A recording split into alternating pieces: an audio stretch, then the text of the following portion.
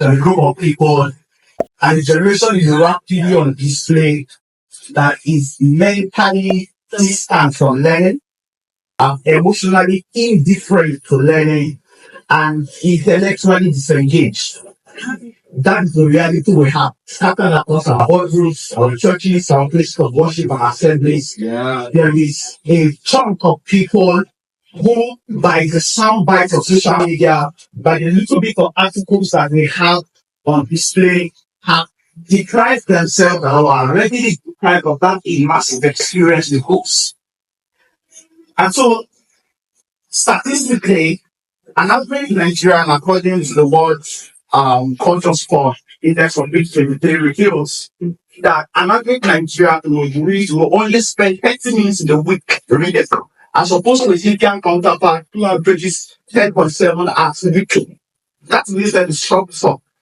Because when you see the borders of knowledge and how it works, you will realize that a dead mind will obviously dead ideas, and dead ideas cannot create a living nation. And so that's the reality we find ourselves.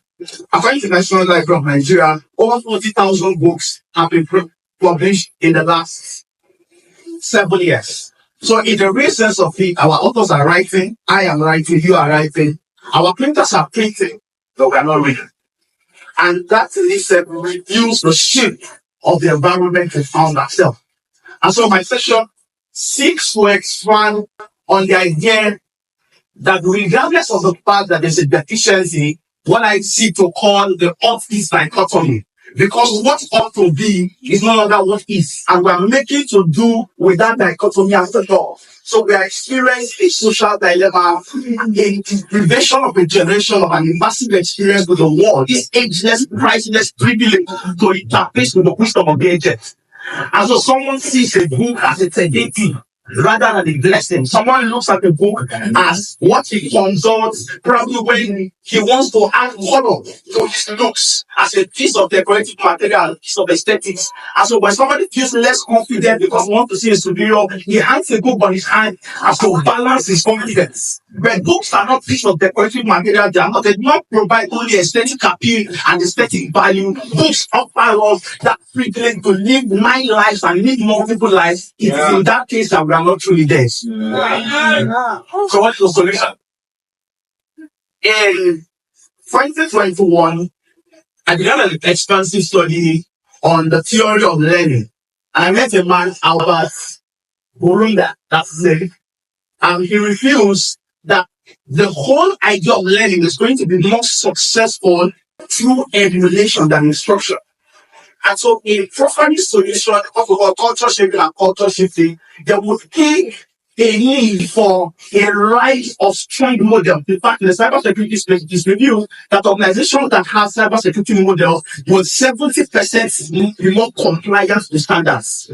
And so the presence of models, strong models, will now become the basis upon which we can fully say we are attempting to reverse situation. I know that's complex and I'm going to attempt to break it down. So what I'm saying in essence, we need mothers who read and children who emulate. We need fathers who read and children who emulate. We need leaders who read and follow that emulate. We need a group of employees who read and their colleagues who also emulate. I started being like a joke when this year I'm going to 5 years, 13 years celebrate to one of us. Right? If I say I read 106 books last year, it's not cliche. And I do not read necessarily because of the focus of the numbers. I read the consciousness that a man who reads multiple books cannot be at the mercy of the one who thinks he's just reading for the numbers. So it is that consciousness that drives me that how much is truly enough. How much winding? What is the knowledge requirement to advance the cost of my vision? What is the knowledge requirement to bring expansion to the things I currently do? What is required of me as touching the borders of knowledge? That's why I believe that the knowledge in the teeth of a tiger, I will dig it. And that must be a consciousness one we sustain. Because as I look at our faces today, our life is a reflection of what we know or don't know, what we do or don't do, and who we know or don't know. So the knowledge and the action of the people to obey is basically what gives a report card and a reflection of what we are at the moment. That consciousness is why I believe my session should inspire you to solve the problem of one of those critical domains if you truly will be successful. So by emulation, by emulation, by hanging around people like-minded communities. That's what we do at Irene, who provide not just wisdom but support, accountability structure that helps you to believe that these things are possibility. Let me give you an example. I had a friend, a love interest at the time. And by the time I met the person, she had only read 0 books in the previous year.